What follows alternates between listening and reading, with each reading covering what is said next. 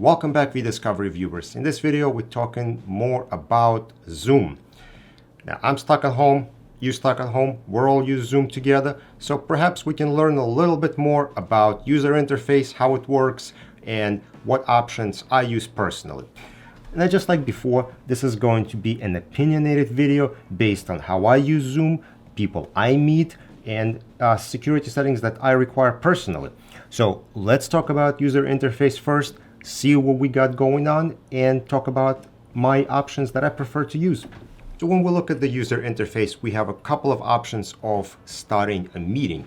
Now, what I don't like to do is I don't like to create new meeting and just hit new meeting and go. I like to schedule all my meetings ahead of time, even if it's in 15 minutes from now. I use the schedule button. One thing I do not like is when you're in the meeting screen, you don't have a big schedule meetings button. You have this little plus sign, and I think people kind of miss it. They don't realize this is for scheduling the meeting. We're going to click our schedule button. Now here on the screen, we're going to be prompted with number of options that we can set up when starting a new meeting. Of course, we want to use meeting name, right? We want to describe what the meeting is to the people we're talking to. If we're talking about sales numbers, we want to give them heads up. And if we want to talk about I don't know, something else, maybe technical problems you've been having on the server, well, say that this is a meeting with IT about technical issues on a certain file share. This way people are prepared to engage in your meeting and talk to you about what's actually going on and what's been bothering you. Now, we do have some of the more standard options here. We can have our date and time, and I'm sure you guys know how to schedule all that. And if it's a recurrent meeting, you can put a checkbox and it'll just repeat over and over. I don't have to explain that to you. The important part here is meeting ID and password. And I like using meeting ID and password to create a unique combination of meeting and have a password to secure my meeting. And that's something I talked about in the previous article. All meetings should have passwords. Just having an ID is not enough to secure your meeting and prevent people from join in when they're not supposed to, especially if you have a recurrent meeting with the same ID. Now below that, we have our video options, and I turn my video options on for participants as well as the host. This is a video meeting service, so of course we want videos. Now if somebody has a strong preference not to be on the video, of course they can do that, they can turn that option off. But to start with, we're all comfortable with video by now, I hope, and we all want to see each other. In fact, that's the point. We're all at home, we don't see each other, and we want to see each other on Zoom. So that's why we would turn on this option. As far as audio connection options, I just leave it on computer and phone. That doesn't matter to us. People can call in if they need to. Maybe somebody's got problem with internet, bad connection, and they want to be part of it.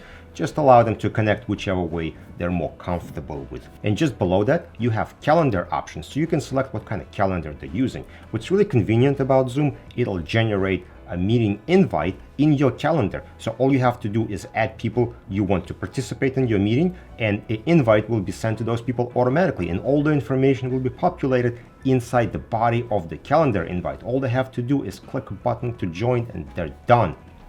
Now let's talk about some of the advanced options. And first one is enable waiting room. And I don't like using waiting room because, like I talked about in the security video, I don't want to be bothered with allowing people to join one at a time as they join. I want to host my meeting. I want to be part of the conversation. I want to pay attention to that. And if I'm doing the presentation and there are people joining late, I don't want to be distracted with waiting rooms. I only send my invite to people who need to be on the meeting, so waiting rooms are not needed for me. Now the next option I have here is join before host. Again, that's something, it's up to you whether you have meeting with the internal team or you're inviting random people from the internet. If you're inviting people from the internet just to hang out, have a happy hour or something like that, you don't really want them to join before you. However, if those are your team members, yes, allow them to join.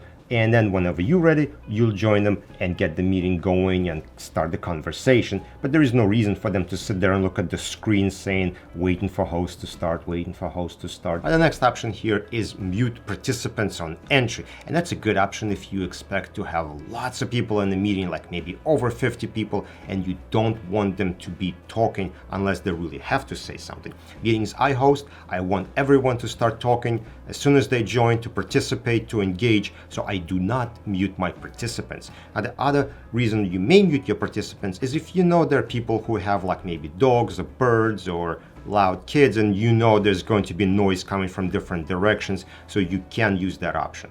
Next option is only authenticated users can sign in to Zoom. Again, I do not use that option because I don't feel like I have to force people to create Zoom accounts to join my meetings.